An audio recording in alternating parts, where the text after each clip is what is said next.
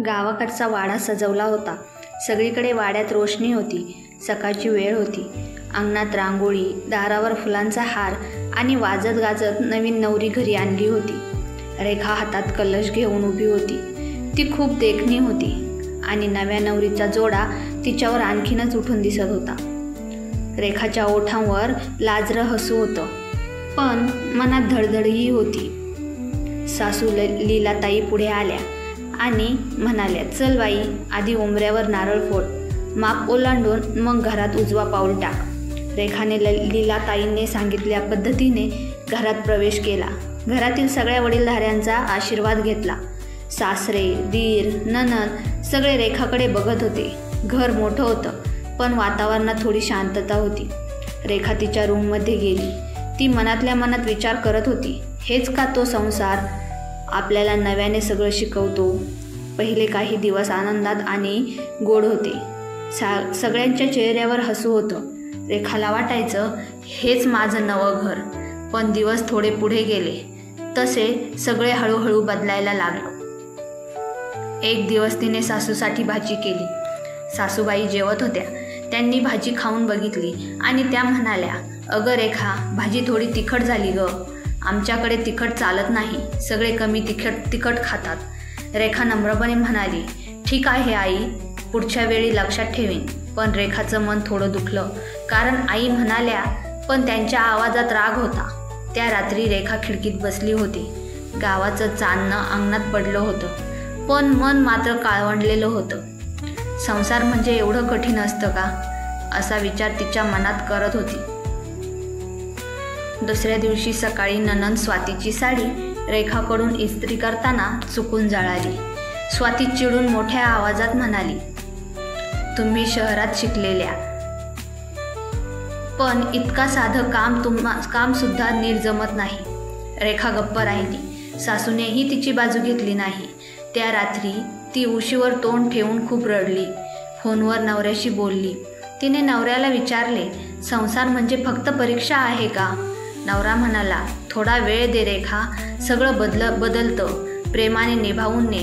रेखा फक्त हो म्हणाली. काही दिवसांनी रेखा गावातल्या मंदिरात पूजेसाठी गेली. तिथे तिला एक वृद्ध मावशी भेटल्या. त्यांनी विचारलं, "काय ग, चेहरा एवढा का पडला आहे?" रेखाला राहावलं नाही. रेखाने सगळं मन मोकळं करून सांगितलं. त्यावर त्या वृद्ध मावशी रेखाला म्हणाल्या, "बाळा, संसार म्हणजे परके नसतात. आपलेपणा दाखवायचा असतो. तू प्रेमाने मन जिंक, लोक आपोआप तुझे होतील." रेखाने त्या दिवसापासून ठरवलं, आता तक्रार करायची नाही, प्रयत्न करायचा. दुसऱ्या सकाळी ती सासूबाईंसाठी चहा बनवून घेऊन गेली आणि म्हणाली, "आई, आज मी कमी साखरेचा चहा आणला आहे तुमच्यासाठी." लीलाताई हसल्या. "अरे वा, लक्षात ठेवलंस." रेखाला वाटलं आपण उचललेलं छोटंसं पाऊल योग्य दिशेला जातंय. हळूहळू ती सगळ्यांच्या जवळ जाऊ लागली. दीर अमोल, त्याच्या कॉलेजच्या प्रोजेक्टसाठी ती ड्रॉइंग बनवायला मदत करायची. स्वातीसोबत लग्नाच्या तयारीत सहभागी व्हायची. घरात हळूहळू तिचं स्थान बनत गेलं. एक दिवस ललिताताई आजारी पडल्या. रेखाने त्यांची काळजी घेतली. त्यांना औषधं दिलं, पाणी दिलं, अंग दाबून दिलं, मिठाच्या पाण्याच्या पट्ट्या ठेवल्या. रात्री 2 वाजेपर्यंत ती त्यांच्या शेजारी बसली. लीलाताईंनी तिचा हात हातात धरला आणि म्हणाल्या, "रेखा, तू आलीस म्हणून आमचं घर खरंच घर झालं. आधी सगळं शांत होतं, आता आनंद आहे." रेखाच्या डोळ्यात अश्रू आले. "आई, मी फक्त माझं कर्तव्य करत आहे." ललिताताई म्हणाल्या, "कर्तव्य नाही ग, प्रेम करत आहेस." त्या दिवसानंतर सगळं बदललं. घरात आता हसू, बोलणं, गप्पा सुरू झाल्या. रेखा सगळ्यांची लाडकी झाली. सासरे म्हणाले, "आपल्या घरात आनंद आहे. रेखा आमचं भाग्य आहे." स्वातीने तिचा हात धरला. ती म्हणाली, "वहिनी, तू मला माझ्या बहिणीसारखी वाटतेस." रेखाचं मन आनंदाने भरलं. तिला मंदिरातल्या मावशींचे वाक्य आठवले, "संसार जिंकायचा असतो मनाने, शब्दाने नाही."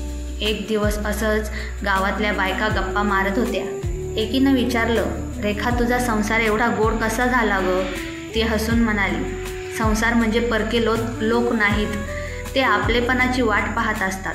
आपण मनाची दारं उघडली की तेही आपल्याला मिठी मारतात." काळ पुढे गेला. रेखा आता सासरी अगदी रमली होती. माहेरी गेल्यावर रेखाला सासरची आठवण यायची. सासूबाई तिला म्हणायच्या, रेखा तू आमच्या लेकीसारखी आहेस. त्यांचे बोलणे ऐकून रेखाच्या डोळ्यात आनंद अश्रू उभे राहायचे. संसार म्हणजे परके घर नाही, तर नात्याचं नवं दार आहे. जर मनापासून प्रेम, समजूत आणि आपलेपणा दिला तर संसारही मायेचं घर बनतं. संसार जिंकायचा असेल तर शब्द नव्हे, हृदय जिंकले पाहिजे. मित्रांनो, संसाराविषयी गोष्ट आवडली असेल तर कमेंटमध्ये नक्की कळवा. चॅनलवर नवीन असाल तर अंतरंग स्टोरी चॅनलला सबस्क्राईब करा व बेल आयकॉनवर क्लिक करा, म्हणजे असेच नवनवीन व्हिडिओ तुम्हाला बघायला मिळतील. धन्यवाद.